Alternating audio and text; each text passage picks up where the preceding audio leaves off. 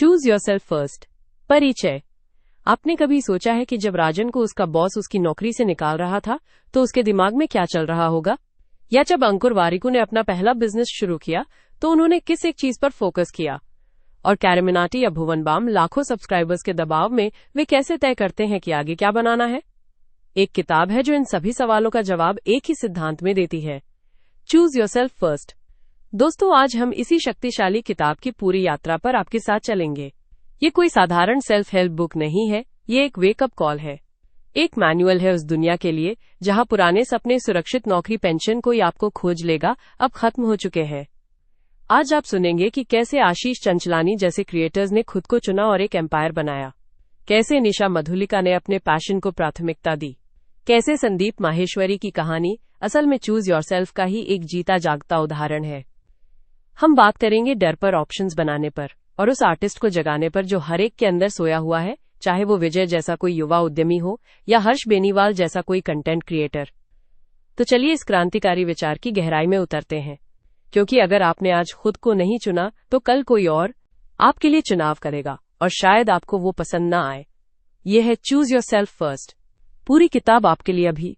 अध्याय 1, स्वयं की आवाज सुनना। सुनो, जब आप सुबह उठते हैं, नाश्ते के लिए क्या खाएंगे ये तय करने से पहले कितनी आवाजें आपके दिमाग में गूंजती हैं? माँ की आवाज, दूध P low, Instagram fitness influencer की आवाज, ओट्स खाओ दोस्त की आवाज, कल रात तो पिज्जा खाया था आज भी चल जाए, और कहीं दूर बहुत धीमी अपनी एक छोटी सी आवाज, पर मुझे तो पोहा खाना है। इस अध्याय का सार यही है, उस धीमी अपनी आवाज को दबने ना देना।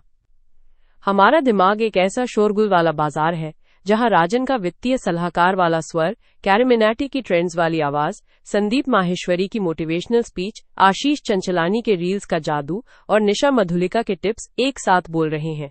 इतने शोर में खुद की आवाज तो डूब ही जाती है। एक दिलचस्प उदाहरण देखिए, भुवन बाम बीबी की वाइन्स को याद कीजिए। उन्होंने जब अपने कॉमेडी वीडियो बनाने शुरू किए तो क्या सबने कहा, ये क्या बेवकूफी है, ऐसे वीडियो से करियर कैसे बनेगा? लेकिन उन्होंने अपनी अंदरूनी हंसी, अपने अंदाज को सुना और उस पर भरोसा किया। आज स्थिति सबके सामने है। या फिर विजय और हर्ष का सफर, दो आम लड़के जिन्होंने अपनी रुचि, अपनी आवाज में गाने बनाए। उन्होंने बाजार के शोर, ये ट्रेंड में नहीं है, ऐसे गाने नहीं चलते, को नजरअंदाज कर अपने दिल की सुनी। नतीजा एक ऐसा सा गीत जो करोड़ों के दिल छू गया। अंकुर वारिकू का उदाहरण लीजिए। फाइनेंस के इस जटिल दुनिया में उन्होंने एक सरल, स्पष्ट और अपनी शैली बनाई। उन्होंने दूसरों की नकल नहीं की, बल्कि अपने समझने और समझाने के तरीके को ही अपनी ताकत बनाया। स्वयं की आवाज सुनना कोई अहंकार नहीं है, ये आत्म जागरूकता है। ये पूछना है, मैं वाकई क्या चाहता हूँ? क्या मुझे वाकई ये काम पसंद है या सिर्फ इसलिए कर रहा हूँ क्योंकि राजन ने कहा था? क्या मैं ये वीडियो सच में बनाना चाहता हूँ या सिर्फ कैरिमिनाटी जैसा वायरल होने के चक्कर में हूँ? इस अध्याय की प्रासंगिकता आज के इस ट्रेंडिंग के दौर में सबसे ज्यादा है। हर रोज एक नया ट्रेंड, नया चलन। अगर आप हर ट्रेंड के पीछे भागेंगे तो खुद को कहीं खो देंगे। असली सफलता और संतुष्टि तब मिलती है जब आपका काम आपकी आवाज की गूंज हो। तो अब से थोड़ा रुकिए, शोर बंद कीजिए। अपने फैसले लेते वक्त एक पल के लिए सभी बाहरी आवाजों को म्यूट कर दीजिए और अपने अंदर की धड़कन से पूछिए, क्या ये सच में मैं हूं या सिर्फ सबकी नकल? क्योंकि जब आप खुद की आवाज सुनना शुरू करेंगे तभी दुनिया को वो अनूठा गीत सुनाएंगे जो सिर्फ आप ही गा सकते हैं। और यही चूज योरसेल्फ फर्स्ट का पहला और सबसे महत्वपूर्ण कदम है। अगले अध्याय में हम बात करेंगे उस भीड़ की जिससे अलग होकर खड़े होने का साहस चाहिए, क्योंकि स्वयं की आवाज अक्सर भीड़ से अलग ही सुनाई देती है। अध्याय 2, जब दुनिया चिल्लाती है तो अपनी फुसफुसाहट कैसे सुनी जाए। सोचो, एक शोरगुल भरे बाजार में खड़े हो। अब खुद से पूछो, इस कोलाहल के बीच तुम्हारी अपनी आत्मा की मधुर स्थिर फुसफुसाहट सुन पा रहे हो या उसकी आवाज दब सी गई है? इस अध्याय का सार यही है दोस्त, जब बाहर का शोर अधिकतम हो तो भीतर की आवाज को सुनने की कला सीखना। मान लो राजन एक सॉफ्टवेयर इंजीनियर है, उसके सभी दोस्त स्टार्टअप शुरू कर रहे हैं, फंडिंग की बात कर रहे हैं, हर कोई चिल्ला रहा है, एग्जिट स्ट्रैटेजी बनाओ, फंडिंग लो। लेकिन राजन के भीतर एक फुसफुसाहट है, पर मुझे तो कोडिंग पसंद है, मैं एक शानदार प्रोडक्ट बनाना चाहता हूँ, सिर्फ बेचना नहीं। अगर वो बाहरी चिल्लाहट सुनता तो वो एक औसत उद्यमी बन जाता, लेकिन उसने अपनी फुसफुसाहट सुनी और आज वो एक शानदार प्रोडक्ट लीड है जिसका काम उसे गहरा सुकून देता है। समस्या ये है कि हमारा दिमाग चिल्लाहट के प्रति प्रोग्राम्ड है, लेकिन अपनी अंतरात्मा की आवाज, वो तो एक कोमल संगीत की तरह है जिसे सुनने के लिए शांति चाहिए। तो ये कला कैसे सीखें? पहला कदम, शोर को पहचानो। उन सभी आवाजों की लिस्ट बनाओ जो तुम्हारे ऊपर चिल्ला रही हैं, सोशल मीडिया, परिवार की उम्मीदें, समाज के सही रास्ते। बस पहचान लो कि ये बाहरी आवाजें हैं। दूसरा कदम, रोज पीस ऑफ माइंड का अभ्यास। दिन में सिर्फ 10 मिनट फोन बंद करो, बैठ जाओ और सिर्फ अपने विचारों को आते जाते देखो। पहल तो बाहरी चिल्लाहट के ही विचार आएंगे, अरे वो मैसेज चेक कर लूं, वो वीडियो अपलोड करना है, लेकिन धीरे धीरे उस कोलाहल के पार तुम्हारी अपनी आवाज सुनाई देने लगेगी। वो जो कह रही होगी, मैं थक गया हूं, या मैं ये कोर्स वाकई करना चाहता हूं, या मुझे अकेले रहने की जरूरत है।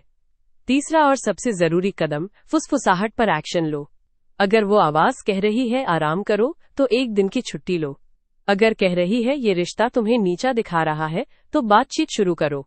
छोटे छोटे एक्शन ही हमारे भीतर के विश्वास को मजबूत करते हैं। ये अध्याय आज के दौर में कितना प्रासंगिक है। अरे भाई, पहले कभी इतना शोर नहीं था। हर कोई हमें बता रहा है कि क्या खाएं, क्या पहने, कैसे सफल हों, कैसे जिएं। ऐसे में खुद की आवाज को ना सुन पाना एक मानसिक महामारी बन गया है। अवसाद, चिंता, अर्थहीनता, ये सब इसी कोलाहल की देन है। याद रखो, दुनिया की चिल्लाहट कभी खत्म नहीं होगी, लेकिन तुम्हारी फुसफुसाहट ही तुम्हारी असली नेविगेशन सिस्टम है। वही तुम्हें तुम्हारे असली रास्ते पर ले जाएगी, न कि राजन का रास्ता, न कैरेमिनाटी का, न संदीप सर का, बल्कि तुम्हारा अपना अनोखा रास्ता। तो अब से जब भी दुनिया चिल्लाए, एक पल रुककर उस कोमल फुसाहट को पूछो, तुम क्या कहना चाहती हो, और फिर उसे सुनो। बस सुनना शुरू कर दो, क्योंकि जिस दिन तुमने अपनी आवाज पहचान ली, उस दिन से तुम गुलाम नहीं, अपनी जिंदगी के कप्तान बन जाओगे। क्या तैयार हो इस सफर के लिए? चलो अगले अध्याय में मिलते हैं, जहां हम सीखेंगे कि इस कप्तान की जिम्मेदारी क्या है। अध्याय 3, अपने भीतर के राक्षसों से दोस्ती। सोचो, अगर आपकी जिंदगी एक सुपर हीरो वाली फिल्म होती, तो आपका सबसे बड़ा विलन कौन होता? कोई बाहरी दुश्मन नहीं, बल्कि वो आवाजें जो आपके दिमाग के अंदर रहती हैं। तुम नहीं कर पाओगे, लोग क्या कहेंगे, तुम्हारे अंदर वो टैलेंट ही नहीं है। यही है आपके भीतर के राक्षस। इस अध्याय का सार यही है, इन राक्षसों से लड़कर थक गए तो उनसे दोस्ती कर लो, क्योंकि जिसे आप डर मानकर दबाने की कोशिश कर रहे हैं, वही आपकी सबसे बड़ी ताकत का स्रोत हो सकता है। मुख्य विचार, डर को दुश्मन नहीं, गाइड बनाओ। ये समझना जरूरी है कि ये राक्षस वास्तव में आपकी सुरक्षा चाहते हैं।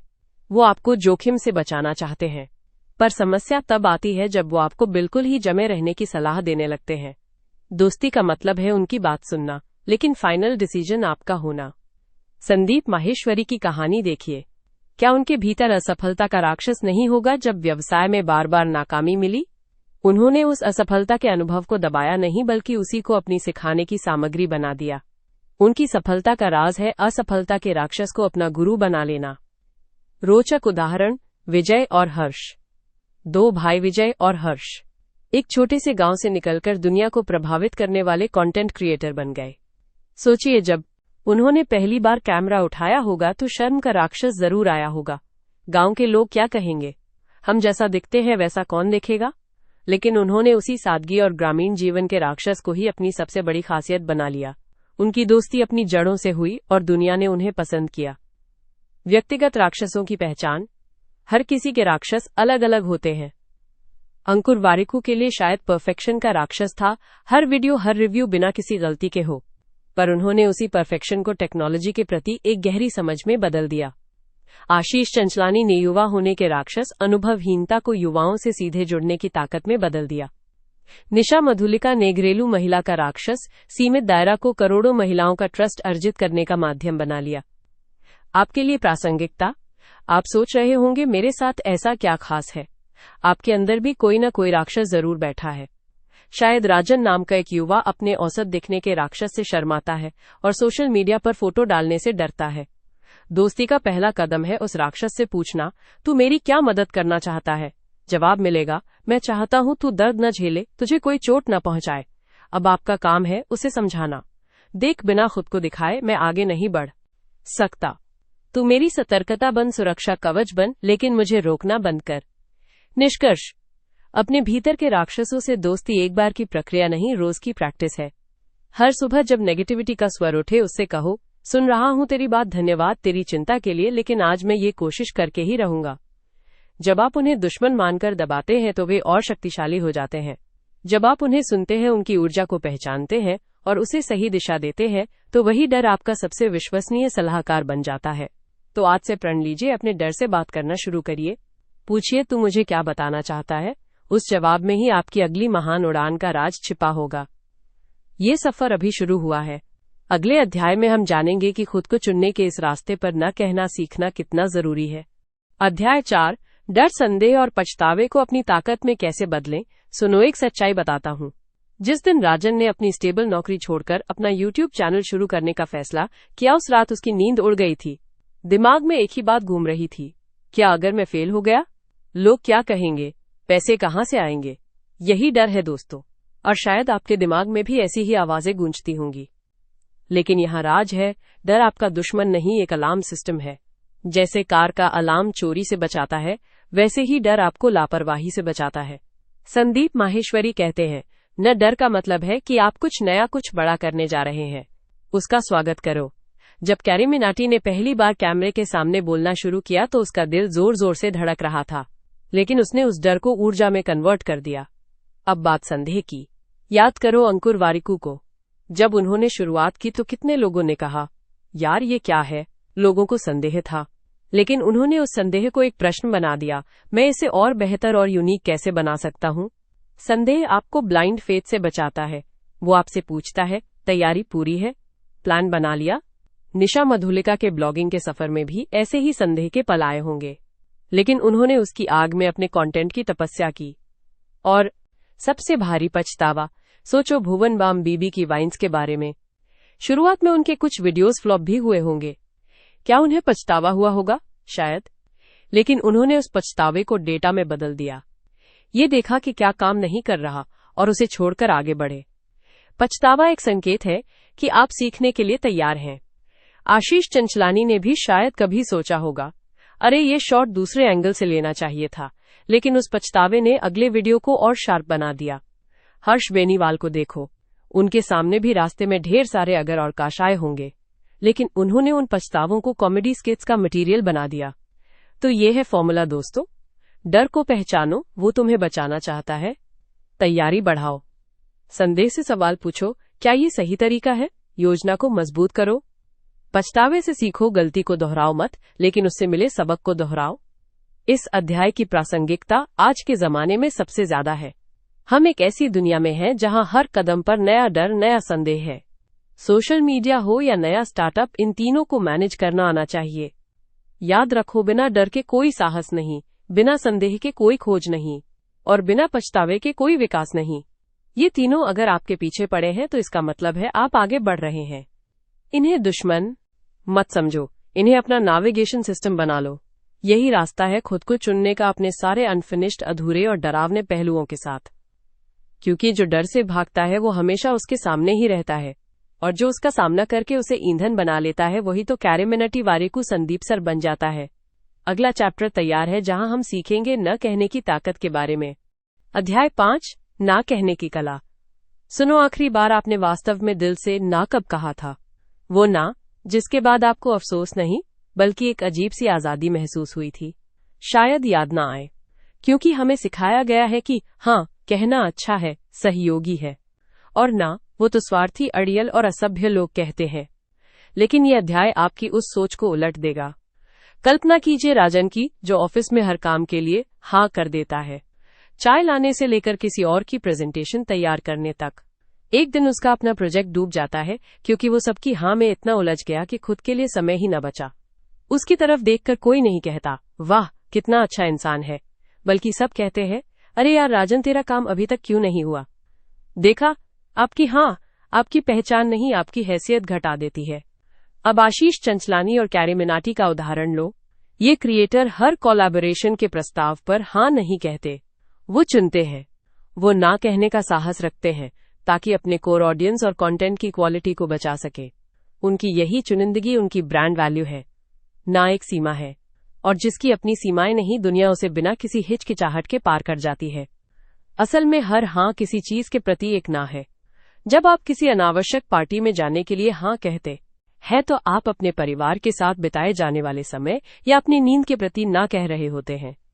जब भुवन बाम बीबी की वाइन्स हर ट्रेंड को फॉलो करने के लिए हाँ कह देता, तो क्या उसकी वही यूनिक स्टोरी टेलिंग बच पाती? नहीं, उसने चुनिंदा चीजों के लिए हाँ कहा, बहुत कुछ के लिए ना कहा, और यही उसकी सफलता का राज है। तो फिर ना कैसे कहें? डर के मारे नहीं, बल्कि सम्मान के साथ।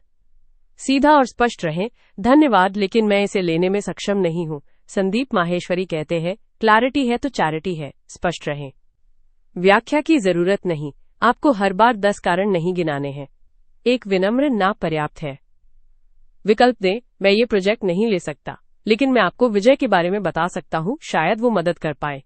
याद रखो, जब आप ना कहना सीख जाते हैं तो आपकी हाँ की कीमत बढ़ जाती है। लोग जानने लगते हैं कि आपका हाँ कोरी सहमति नहीं बल्कि एक प्रतिबद्धता है। इसलिए आज से प्रैक्टिस शुरू करो, छोटी छोटी चीजों से। अनावश्यक प्लान के लिए ना कहो। उस लोन के लिए ना कहो जिसे चुकाने में आपको तनाव होगा। उस टॉक्सिक डिस्कशन में शामिल होने के लिए ना कहो। ना कहना स्वार्थ नहीं, आत्मसम्मान है। यह चुनना है कि आपका समय, ऊर्जा और ध्यान किस लायक है। जब आप खुद को चुनना शुरू करेंगे तो दुनिया आपको चुनने लगेगी। यही इस अध्याय की सीख है। अगला अध्याय आपको सिखाएगा कि इस चुने हुए स्व को मजबूत कैसे बनाएं। अध्याय 6, लोगों को खुश रखने के चक्कर में खुद को कैसे न खोएं। सुनो, राजन हमेशा दफ्तर में वही इंसान था जो सबकी हाँ में हाँ मिलाता था। बॉस कहे तो देर रात तक काम, कलीग कहे तो उसकी शिफ्ट भी संभाल लेना, दोस्त कहे तो उसके प्लान कैंसिल।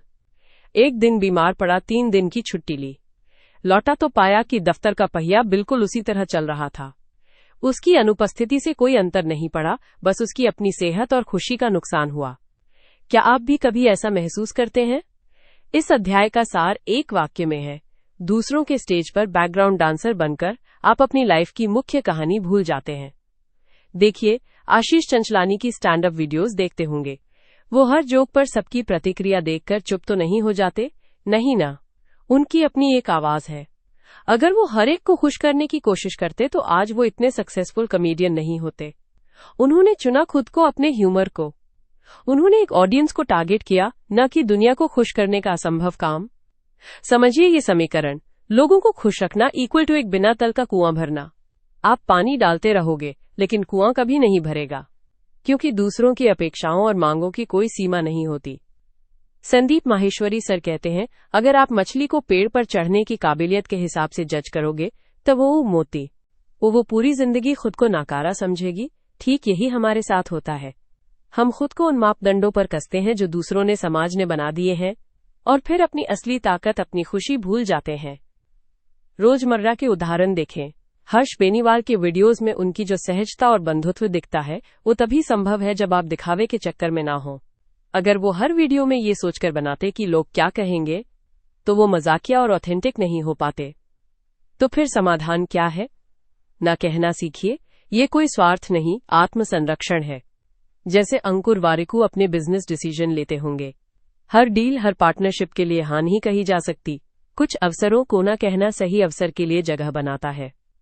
अपनी इच्छाओं की प्राथमिकता तय करें। अपनी टू डू लिस्ट में सबसे ऊपर अपना नाम लिखिए। फ्लाइट में सेफ्टी डेमो में बताते हैं, पहले खुद का ऑक्सीजन मास्क लगाएं, फिर दूसरों की मदद करें। देखें कि कौन सच में आपका ख्याल रखता है। जो लोग सिर्फ तब याद करते हैं जब उन्हें आपकी जरूरत हो और आपके बुरे वक्त में गायब हो जाते हैं, उन्हें खुश रखने का कोई लाभ नहीं। अपनी एनर्जी उन लोगों के लिए बचाएं जो बिना शर्त साथ देते हैं। खुद से पूछें, क्या मैं ये काम इसलिए कर रहा हूं क्योंकि मैं करना चाहता हूं, या इसलिए क्योंकि मुझे लगता है कि दूसरे मुझसे यही उम्मीद कर रहे हैं? असलियत यह है कि जब आप लगातार दूसरों को प्राथमिकता देते हैं तो धीरे धीरे आपका अपना स्व गायब होने लगता है। आपकी पसंद, आपके सपने, आपकी आवाज दबती चली जाती है, और एक दिन आप ऐसे व्यक्ति बन जाते हैं जिसे आप खुद भी पहचान नहीं पाते। याद रखिए, आपकी खुशी और संतुष्टि आपकी जिम्मेदारी है, किसी और की नहीं, और दूसरों की खुशी उनकी अपनी जिम्मेदारी है, आपकी नहीं। इस सीमा को समझना ही वयस्कता की पहली सीढ़ी है। अगला अध्याय हम बात करेंगे अपनी आंतरिक आवाज को कैसे पहचाने और सुने, क्योंकि एक बार जब आप दूसरों के शोरगुल को कम करना सीख जाते हैं तभी आप अपनी असली आवाज सुन पाते हैं। अध्याय 7, काम का गणित। सुनिए, एक सवाल, क्या आपने कभी गौर किया है कि राजन का एक वीडियो और कैरिमिनाटी का एक वीडियो दोनों ही 24 घंटे में बनते हैं, फिर भी उनके मूल्य में जमीन आसमान का फर्क क्यों होता है? या संदीप माहेश्वरी की एक स्पीच और हमारी ऑफिस की एक मीटिंग दोनों ही 1 घंटे की है, फिर भी उनका प्रभाव अलग अलग क्यों है? इसका जवाब छुपा है काम के गणित में। यह गणित सिर्फ जोड़ घटाव नहीं, गुणा भाग का है। सोचिए, अंकुर वारिकू एक वीडियो शूट करते हैं। उसमें लगता है 2 घंटे रिसर्च, 1 घंटा शूटिंग, 3 घंटा एडिटिंग, कुल 6 घंटे। यह है समय का जोड़। ज्यादातर हम यही गिनते हैं, पर असली गणित तो अब शुरू होता है। वहीं दूसरी तरफ हर्ष बेनीवाल की कहानी देखिए। शुरुआत में वे हर दिन मैन्युअल काम करते थे, एक ग्राहक एक कमाई। ये था काम का जोड़। फिर उन्होंने सिस्टम बनाया, टीम खड़ी की। अब उनका एक दिन का काम उनकी टीम के 50 लोगों के जरिए 50 गुना रिजल्ट देता है। ये एक गुना है, पर यहाँ एक खतरा है, काम का भाग। आशीष चंचलानी अक्सर कहते हैं, हर चीज यस कहने का मतलब है अपने महत्वपूर्ण काम के समय को छोटे छोटे टुकड़ों में बांट देना। अगर आपका दिन 10 लोगों की छोटी छोटी मदद करने में कट जाए तो आपका मुख्य काम जो गुणा कर सकता था, भाग के शिकार हो जाता है। भुवन बाम शुरू में ऐसे ही फंस गए थे। हर किसी के स्क्रिप्ट पर वीडियो बनाते थे जब तक उन्होंने फोकस नहीं किया। तो इस अध्याय का सार है, अपने काम के गणित को जोड़ से गुणा की तरफ शिफ्ट करो। इसके लिए क्या करें? पूछो, क्या मैं जो कर रहा हूं उसे एक बार करके बार बार इस्तेमाल किया जा सकता है? कोर्स बनाना, सिस्टम बनाना, कंटेंट क्रिएट करना, ये सब गुणा के रास्ते हैं। उन कामों से सख्ती से बचो जो सिर्फ एक बार के हैं और दोबारा कभी काम नहीं आएंगे। ये आपके समय का भागफल घटाते हैं। निवेश करो। संदीप माहेश्वरी कहते हैं, पहले सीखो फिर कमाओ। सीखने में लगा समय बाद में आपकी क्षमता को गुणा कर देता है। आखिरी बात याद रखें, एक मजदूर का काम जोड़ है, एक दिन एक मजदूरी। एक इंजीनियर का काम गुणा है, एक ब्रिज डिजाइन, सालों तक लाखों लोगों की मदद। आपकी डेली रूटीन किस तरह का गणित कर रही है, जोड़ का या गुणा का? अगले अध्याय में हम देखेंगे कि इस गुणा वाले काम को करने के लिए ऊर्जा कहां से लाएं, क्योंकि गुणा करने के लिए बिजली चाहिए और वो बिजली हमारी ऊर्जा ही तो है। अध्याय 8, राजन की तरह जीवन की स्क्रिप्ट दूसरों के हाथ में क्यों न दें। कल्पना कीजिए, राजन एक बहुत ही प्रतिभाशाली गायक है। उसकी आवाज में जादू है। लेकिन एक दिन उसके माता पिता ने कहा, बेटा गायकी में क्या रखा है, स्टेबल करियर के लिए इंजीनियर बनो। राजन ने सोचा शायद वे सही है और उसने अपने सपने का माइक छोड़कर इंजीनियरिंग की किताबें उठा ली। फिर दोस्तों ने सलाह दी, यार इस कंपनी में जॉब मत लेना, वहां ग्रोथ नहीं है। राजन ने दूसरी नौकरी चुन ली। शादी के बाद पत्नी ने कहा, इस शहर में रहना है, तो राजन वहीं बस गया। आज राजन एक सफल इंजीनियर है, लेकिन जब भी कोई गाना सुनता है आंखों में एक अनकही उदासी तैर जाती है। क्यों? क्योंकि उन्होंने अपने जीवन की स्क्रिप्ट यानी कहानी लिखने का पेन दूसरों के हाथ में पकड़ा दिया। दोस्तों, क्या आपकी जिंदगी की स्क्रिप्ट भी किसी और के हाथ में है? क्या आप भी वो कर रहे हैं जो समाज, परिवार या लोग चाहते हैं? इस अध्याय का सार यही है, अपनी जिंदगी के लेखक आप खुद बनिए। मुख्य विचार, 3 तरह की स्क्रिप्ट्स। इस अध्याय में बताया गया है कि हमारे जीवन में 3 तरह की स्क्रिप्ट चलती हैं। सोसाइटी की स्क्रिप्ट, पढ़ो, नौकरी पाओ, शादी करो, घर गाड़ी लो, रिटायर हो जाओ। ये स्क्रिप्ट इतनी गहरी चली आ रही है कि हम इसे सच मान बैठते हैं। दूसरों की स्क्रिप्ट, हमारे आसपास के लोग, माता पिता, दोस्त, रिश्तेदार अपनी इच्छाओं और डर के आधार पर हमारे लिए एक रोड मैप बना देते हैं, जैसे राजन के साथ हुआ। अपनी स्क्रिप्ट, ये वो कहानी है जो आपके दिल की आवाज, आपके सपनों और आपकी शर्तों पर लिखी जाती है। समस्या ये है कि हम पहली 2 स्क्रिप्ट्स को फॉलो करते करते अपनी स्क्रिप्ट लिखना भूल जाते हैं। हम अप्रूवल के लिए जीने लगते हैं। रोचक उदाहरण, असफलता से सीखकर अपनी राह बनाना। संदीप माहेश्वरी सर का उदाहरण, उन्होंने कई बार व्यवसाय में असफलता देखी। अगर वे समाज की स्क्रिप्ट को मानते तो शायद एक सुरक्षित नौकरी कर रहे होते, लेकिन उन्होंने हार नहीं मानी। उन्होंने अपनी स्क्रिप्ट लिखी मोटिवेशन और फाइनेंस की शिक्षा देने का। आज लाखों लोग उनसे प्रेरणा लेते हैं। उन्होंने दूसरों के विचारों को अपनी कहानी नहीं बनने दिया। वास्तविक जीवन का संवाद, तुम्हारे प्लान क्या हैं? सोचिए, जब अंकुर वारिकू ने टेक्नोलॉजी और एजुकेशन के फील्ड में अपना रास्ता बनाना शुरू किया तो शायद उनसे भी पूछा गया होगा, लेकिन तुम्हारा प्लान क्या है? स्टेबिलिटी कहाँ है? आपके लिए प्रासंगिकता, आपकी पावर कहाँ है? श्रोताओं, ये अध्याय आपके लिए इसलिए बेहद जरूरी है क्योंकि हर दिन आपके सामने ऐसे चौराहे आते हैं जहां कोई न कोई आपको अपनी स्क्रिप्ट देने की कोशिश करता है। कॉलेज में कोर्स चुनते वक्त, करियर बदलने के बारे में सोचते वक्त, सवाल ये है, क्या आप उनकी बात मानकर अपनी कहानी का स्क्रिप्ट खराब कर देंगे? अंतिम सीख, पेन वापस लीजिए। इस अध्याय का संदेश सीधा और स्पष्ट है, अपने जीवन की स्क्रिप्ट लिखने का पेन वापस ले लो। इसका मतलब ये नहीं कि आप दूसरों की बात ना सुने, लेकिन फाइनल डिसीजन आपका होना चाहिए। अपनी आवाज को पहचाने। राजन बनने की जरूरत नहीं है, तो अभी इस वक्त एक पल के लिए रुकिए। खुद से पूछिए, क्या मैं वही कर रहा हूं जो मैं चाहता हूं या वही जो मुझसे चाहा जा रहा है? अगर जवाब दूसरा है तो यह अध्याय आपके लिए ही है। अपनी कहानी शुरू करने में कभी देर नहीं होती। बस लेखक की कुर्सी पर बैठ जाइए, पेन उठाइए और पहला वाक्य लिखिए, मैंने आज तय किया कि अब से मेरी जिंदगी मेरी अपनी स्क्रिप्ट पर चलेगी। क्योंकि दोस्तों, जब आप खुद अपनी कहानी लिखेंगे तो वो हिट जरूर होगी। अध्याय 9, तुलना के जाल से मुक्ति। सुनिए, कल्पना कीजिए, राजन सुबह उठता है, अपना फोन खोलता है और सबसे पहले इंस्टाग्राम खोलता है। वहां उसे दिखता है अंकुर वारिकू का नया लग्जरी विला, कैरेमिनाटी की नई लॉन्च की गई कार, भुवन बाम बीबी की वाइन्स का विदेश टूर और आशीष चंचलानी का कोई नया बिजनेस डील का ऐलान। पल भर में राजन की अपनी सुबह, अपनी चाय, अपना छोटा सा आरामदायक घर, सब फीका लगने लगता है। एक ठंडी हवा का झोंका सीने में उतर जाता है। ये लोग कहाँ पहुंच गए और मैं कहाँ हूं? यही है तुलना का जाल, और ये जाल हम सब के लिए बुना गया है। इस अध्याय का सार ये है, जब आप दूसरों के हाईलाइट रील से अपनी रॉ फुटेज की तुलना करते हैं तो हार तो निश्चित है।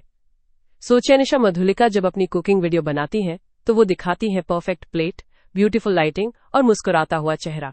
वो ये नहीं दिखाती कि उस डिश को बनाने से पहले 2 बार सब्जी जल गई, रसोई गंदी हुई और थकान से चेहरा लटक गया था। संदीप माहेश्वरी स्टेज पर प्रेरणादायक बातें करते हैं, लेकिन उनके संघर्ष के वो लंबे, उदास और अनिश्चितता भरे साल नहीं दिखते जब कोई उनकी सुनता भी नहीं था। तुलना का जहर यहीं से शुरू होता है। आप अपनी पूरी कहानी, जिसमें डर, असफलताएं, संदेह, ये सब शामिल है, कि तुलना किसी और की सबसे शानदार क्लिप से करने लगते हैं। इस जाल से निकलने का पहला कदम है दृश्य बदलना। अगली बार जब आप किसी की सफलता देखकर खुद को छोटा महसूस करें तो खुद से पूछिए, क्या मैं उनकी पूरी कीमत चुकाने को तैयार हूं? क्या आप उनके समय, उनकी नींद की कुर्बानी, उनके मानसिक दबाव, उनके रिश्तों में आए तनाव को झेलने को राजी हैं? अक्सर जवाब नहीं होगा। आपको बस उनका रिजल्ट चाहिए, उनकी पूरी यात्रा नहीं। दूसरा बड़ा सिद्धांत, अपनी दौड़ स्वयं चुनिए। अगर आप एक कलाकार हैं तो एक बिजनेसमैन से अपनी आय की तुलना करके दुखी होना वैसा ही है जैसे एक सेब के पेड़ से शिकायत करना कि वो आम क्यों नहीं देता। आपकी यात्रा, आपकी रुचियां और आपकी जीत अलग है। राजन का लक्ष्य अगर शांतिपूर्ण जीवन जीना है तो फिर 24 आवर वाले, हसल कल्चर वाले इन्फ्लुएंसर उसके बेंचमार्क कैसे हो सकते हैं? यह अध्याय आज के सोशल मीडिया युग में किसी जीवन रक्षक की तरह है। यह याद दिलाता है कि हमारी खुशी और संतुष्टि का पैमाना दूसरे कहाँ है नहीं, बल्कि मैं कल से आज कहाँ तक आया होना चाहिए। अपनी प्रगति को मापने का सबसे सही पैमाना आपका कल वाला स्वयं है, न कि कोई और व्यक्ति। तो अब से जब भी तुलना का कीड़ा काटे, इन शब्दों को दोहरा लेना, मैं अपनी ही कहानी का नायक हूं, दूसरे सिर्फ कैमियो हैं। अपनी लड़ाई लड़िए, अपनी रफ्तार से चलिए और अपनी जीत का जश्न मनाइए, क्योंकि आपके पास जो है वो दुनिया के किसी भी व्यक्ति के पास नहीं है। आपके संघर्ष, आपके सबक और आपकी अद्वितीय यात्रा। तुलना का जाल टूट चुका है, अब आजाद हवा में सांस लीजिए। आपकी यात्रा शुरू हो चुकी है। अध्याय 10, खुद को फिर से खोजना। कभी ऐसा हुआ है कि आप खुद से बात करते वक्त भी झिझक गए, जैसे अंदर एक और इंसान बैठा हो जो आपकी हर भावना, हर इच्छा पर सवाल उठा रहा हो? यह अध्याय उसी खो गए स्व को वापस पाने की यात्रा है। सोचिए राजन की कहानी। सालों तक उन्होंने एक ऐसी नौकरी की जिससे उनका दिल जुड़ा नहीं था, बस समाज और परिवार की उम्मीदों को पूरा करने के लिए। एक दिन उन्होंने खुद से पूछा, अगर मैं आज मर जाऊं तो क्या मैं वो जिया जो मैं चाहता था या वो जो दूसरे चाहते थे? ये सवाल उनकी खोई हुई पहचान को फिर से खोजने का पहला कदम बना। देखिए, जीवन की भागदौड़ में हम सब कहीं न कहीं अंकुर वारिकू की तरह बन जाते हैं। हर ट्रेंड को फॉलो करते हैं, हर सफलता के फॉर्मूले को कॉपी करते हैं, पर भूल जाते हैं कि हमारी अपनी यूनिक वैल्यू क्या है। या कैरेमिनाटी और भुवन बाम बीबी की वाइन्स को ही ले लीजिए। उन्होंने सबसे पहले यही तो किया, भीड़ में से अपनी एक अलग आवाज, अपनी एक अलग शैली को ढूंढा और उसे ही अपनी पहचान बनाया। उन्होंने खुद को चुना, तभी दुनिया ने उन्हें चुना। खुद को फिर से खोजने का मतलब ये नहीं कि आप आशीष चंचलानी बनने की कोशिश करें या निशा मधुलिका जैसा बिजनेस खड़ा करें। बिल्कुल नहीं। इसका मतलब है उस कोर को ढूंढना जो आप हैं। संदीप माहेश्वरी अक्सर कहते हैं आपका बिजनेस आपकी पहचान का एक्सटेंशन होना चाहिए, पर सवाल यह है कि अगर आपको अपनी पहचान ही पता नहीं तो एक्सटेंशन किसका लगाएंगे? ये प्रक्रिया कभी आसान नहीं होती। इसमें पुराने विश्वास तोड़ने पड़ते हैं। विजय और हर्ष जब अपने पारंपरिक परिवार के व्यवसाय से हटकर कुछ नया करना चाहते थे तो उनके सामने सबसे बड़ी लड़ाई बाहरी नहीं, अपने अंदर के डर और शंकाओं से थी। खुद को फिर से खोजना अक्सर अकेलेपन की यात्रा जैसा होता है, जहां आपको अपने सबसे गहरे डर और सबसे बड़े सपनों दोनों का सामना करना पड़ता है। तो कैसे शुरू करें? प्रश्न पूछना बंद करें, सुनना शुरू करें। अपने अंदर के उस बच्चे से बात करें जो बिना किसी डर के सपने देखता था। वो क्या करना चाहता था? छोटे छोटे प्रयोग करें। अपनी दबी हुई रुचि को, चाहे वो पेंटिंग हो, कोडिंग हो या गार्डनिंग, हफ्ते में 1 घंटा देकर देखें। यही छोटी चिंगारी बड़ी लौ बन सकती है। ये अध्याय आपसे कह रहा है, रुकिए, सांस लीजिए और खुद से वो सवाल पूछिए जो आपने सालों से टाल रखा है। अगर दुनिया की कोई प्रतिक्रिया या जजमेंट का डर न हो तो मैं आज कौन होता? मैं क्या कर रहा होता? क्योंकि जब तक आप खुद को नहीं ढूंढेंगे, आपकी हर सफलता किसी और के सपने को जीने जैसी होगी और हर असफलता 2 गुना दर्द देगी। खुद को चुनने की ये यात्रा ही सबसे बड़ा बिजनेस आइडिया और सबसे गहरा लाइफ लेसन है। इसे शुरू करने के लिए बस एक चीज चाहिए, अपने आप पर भरोसा और वो साहस जो आपके अंदर पहले से मौजूद है। बस उसे फिर से खोजने की देर है। Choose yourself first. समापन।